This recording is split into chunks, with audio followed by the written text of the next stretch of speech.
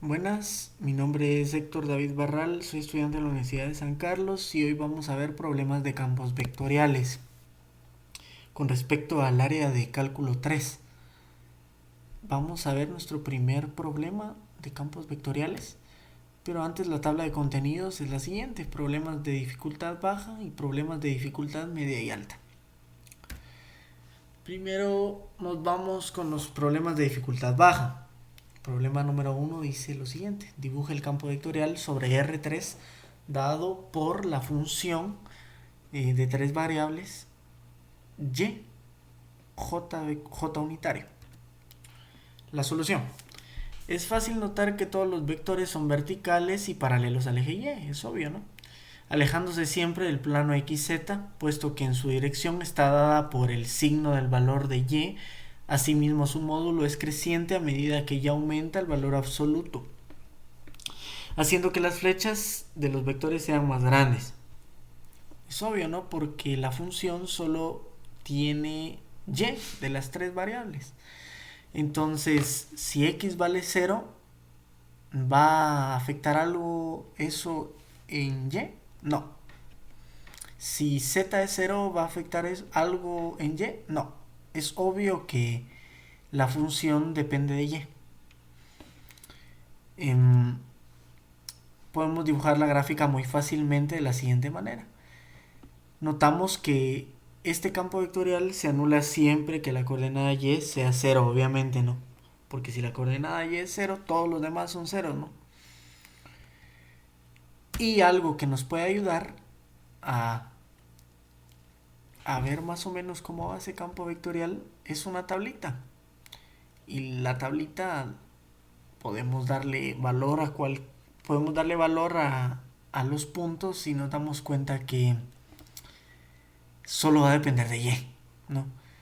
Le damos valor a xy, a xyz y le damos valor menos 3 a las tres variables. Entonces, ¿qué sucede si yo meto menos 3 a mi función? Sigue siendo menos 3, pero como no hay ni x ni z, va a ser 0, menos 3, 0. Y así se va a ir con todos los números que yo le meta a esa función. Solo me va a tirar en y, ¿no? Nos damos cuenta que siempre va a ser 0 en x y 0 en z. Entonces solo va a ir creciendo en y. Y nos damos cuenta en la gráfica, ¿no? Va a ir creciendo en y. En el plano x, en el plano xy. Y en el plano xy y en el plano xz siempre se va alejando, ¿no? Y así le damos solución al problema número 1. Si les cuesta verlo de una vez, les aconsejo que realicen una tablita y vayan dibujando punto por punto si es necesario para ver cómo se va comportando esa función o ese campo vectorial. Pasamos al segundo problema. Y el segundo problema dice así: describa el campo vectorial de la función menos y en dirección y, vectorcito, más x en dirección j, vectorcito, trazando algunos de los vectores. Nos damos cuenta que esto está cambiado, ¿no? Menos y está en x y x está en y.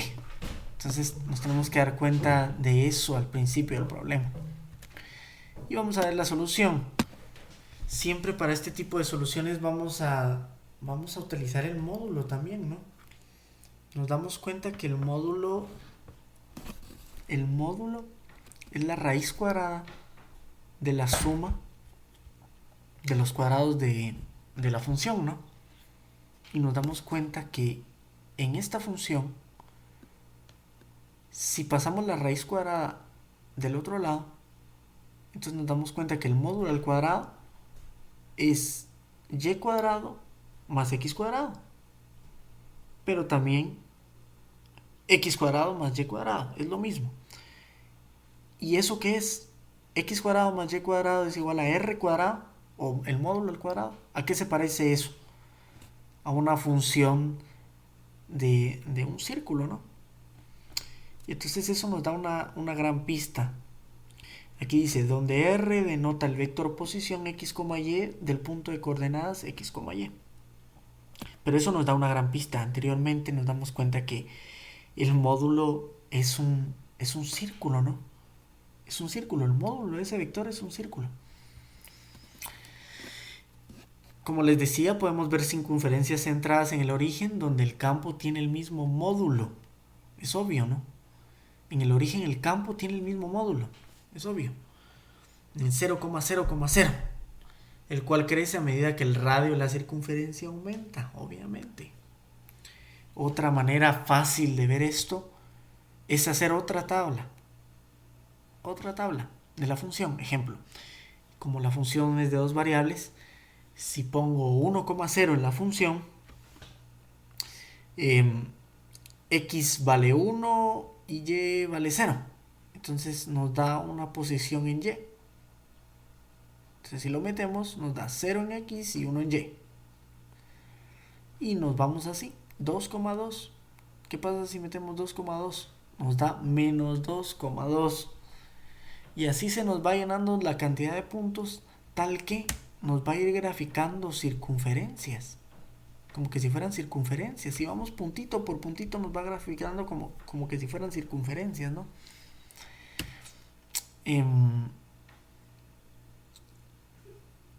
Eso sería todo por el problema 2. Y pasamos al problema número 3. Pero antes de eso nos vamos a dar cuenta de las direcciones de los vectores, ¿no? Las direcciones que toman los vectores en cada punto x, y. Al analizar el producto punto entre los vectores y el vector posición, el producto punto es 0. Y entonces, como el producto punto es igual a 0, es perpendicular a R y tangente, ¿no?, a las circunferencias, cosa que nos dábamos cuenta desde la tablita que realizamos. Este es otro dibujo de la circunferencia que se nos arma aquí en el origen también. Y los vectores que son tangentes siempre a la circunferencia. En 3 dimensiones se ve de la siguiente manera. Podemos observar que este campo vectorial se anula si, solo si y es igual a 0 y x es igual a 0. O sea, en el origen. Problema número 3. Una partícula se mueve en un campo de velocidad que es igual a x cuadrado, x más y cuadrado. Si su posición es 2,1 en un tiempo t es igual a 3, estime su posición en el tiempo t es igual a 3.01. Bueno, consejo sano, no intenten graficar eso. Si no, es un poco difícil graficar eso. Entonces vamos a verlo como que si fuera... Este es un problema de cálculo, pero huele a física, ¿no? Vamos a ver cómo se realiza. Solución. En t es igual a 3, la partícula está en 2,1, por lo tanto su velocidad debe ser. Entonces vamos a sustituir en las coordenadas que nos dan en la función. Y entonces, si en t es igual a 3, sustituimos en la función, las coordenadas de la velocidad van a ser 4,3 después de 0.01 unidades de tiempo. El cambio de posición de la partícula, delta R, debe ser aproximadamente, obviamente. Vamos a multiplicar 0.01 a toda la función de la velocidad, cosa que nos da 0.04, 0.03. Por lo tanto, la partícula debe estar aproximadamente en el punto delta R más R inicial. Entonces ya solo lo sumamos al R inicial, que era 2,1, ¿no? 2 más 0.04, 2.04, y 1 más 0.03, 1.03. Y esa es la solución de nuestro problema. Un poquito fácil, ¿no? Aunque ya está en la parte de problemas de dificultad media y alta, ¿no? No se compara esta dificultad que se puede tomar como que si fuera media baja al del primer problema, ¿no? Que solo era de graficar. Bueno, pasamos al problema número 4. Determine y grafique el campo vectorial gradiente de la raíz cuadrada de x cuadrado y cuadrado más z cuadrado. Sabemos que el campo vectorial gradiente es nabla de la función, y entonces derivamos parcialmente con respecto de x, de y y de z. Bueno, ¿cómo lo hacemos? Las derivadas parciales tenemos estos resultados, ¿no? Pero vamos a ver paso por paso cómo derivamos, ¿no? Tenemos la función y vamos a derivar parcialmente de x la función que ya teníamos. Entonces vamos a hacer una sustitución en u.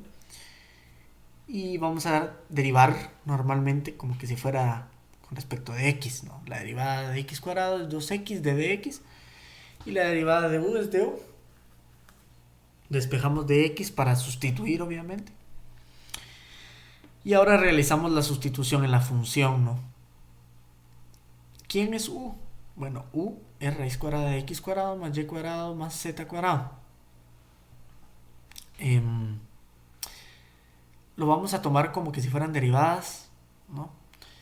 Y entonces, ¿quién es de x? De x es igual a du partido 2x y hacemos esta división y nos queda que 2x partido du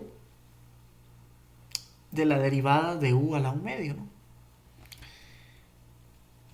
Vamos a derivar eso y entonces nos queda respectivamente que la derivada parcial con respecto de x es igual a x partido la raíz cuadrada de x cuadrado más y cuadrado más z cuadrado. Entonces ya solo sustituimos lo que ya habíamos dicho anteriormente, ¿no? De forma semejante se realizan las derivadas parciales con respecto de y y de z, ¿no? Que se hacen iguales porque es la misma función, ¿no? Y entonces sabemos que va a ser la suma de las derivadas parciales, la respuesta, y podemos graficar el campo gradiente. También podríamos utilizar una tablita para ver cómo se mira en R3 esto, y se ve de la siguiente manera. Así culminamos el problema número 4 y nos pasamos al problema número 5. Las líneas de flujo o líneas de corriente de un campo vectorial son las trayectorias que siguen una partícula cuyo campo de velocidades es el campo vectorial dado. Por lo tanto, los vectores en un campo vectorial son tangentes a las líneas de flujo, ¿no? Inciso A. Use un diagrama de campo vectorial de la función x y unitario menos y j unitario para dibujar algunas líneas de flujo. A partir de los diagramas, ¿podría adivinar las ecuaciones de línea de flujo? Inciso número B. Si las ecuaciones paramétricas de una línea de flujo son x es igual a x de t, y es igual a y de t, explique por qué estas funciones cumplen con las ecuaciones diferenciales. X con respecto del tiempo es igual a x y y con respecto del tiempo es igual a menos y. Luego resuelva las ecuaciones diferenciales para encontrar una ecuación de línea de flujo que pasa por el punto 1,1. Bueno. Solución A. Podemos hacer un bosquejo del campo vectorial f de x, y, x sub i menos y, j, y de algunas líneas de flujo. Bueno, ¿cómo lo hacemos? Con una tablita nos damos cuenta del bosquejo del campo vectorial, de cómo van, ¿no? En el plano XY. Es fácil con una tabla. De acuerdo con nuestro bosquejo, las líneas de flujo son hipérbolas con centro en el origen. Sabemos que la ecuación más generalizada de una hipérbola es igual a 1 partido de x, por lo que podemos concluir que las líneas de flujo tienen como ecuaciones y es igual a c partido de x, donde c es una constante, ¿no? O es un número real positivo o negativo, una constante. Y así resolvemos el inciso número A. Entonces nos pasamos a resolver el inciso número B. Si x es igual a x de t y y es igual a y de t, son las ecuaciones paramétricas de una línea de flujo. Entonces el vector velocidad de la línea de flujo en el punto x, y es la derivada de la función x de t en dirección y unitario más la derivada de la función y de t en dirección j unitario, dado que los vectores velocidad coinciden con los vectores del campo vectorial, tenemos que estas derivadas van a ser igual a x sub i menos y, xi menos yj. Entonces las derivadas con respecto de t es igual a x y la derivada con respecto de y de t es igual a menos y. Para resolver estas ecuaciones diferenciales sabemos que, ¿no? Sabemos que vamos a integrar aquí porque son unas ecuaciones diferenciales. Sabemos que esto va a ser el logaritmo natural de x y eso va a ser igual a t más una constante c, ¿no? Y entonces eso lo podemos pasar a un exponencial, ¿no? Y nos queda otra constante a, ¿no? Se está pareciendo esto a variación de parámetros en ecuaciones diferenciales, pero no, es un poquito más sencillo que eso. Y hacemos lo mismo con respecto de y, ¿no? Que nos queda algo parecido, ¿no? Para alguna constante b, por lo tanto, xy es igual a e a la t, b e a la menos t, y a por b es igual a por b, y eso es igual a una constante. Si la línea de flujo pasa por 1,1, entonces solo sustituimos, ¿no? Y eso va a ser, y x tiene que ser mayor a 0, ¿no? Porque si no, nos va a dar un negativo ahí. Y así resolvemos nuestro inciso número B. Y concluimos esta sesión. Gracias.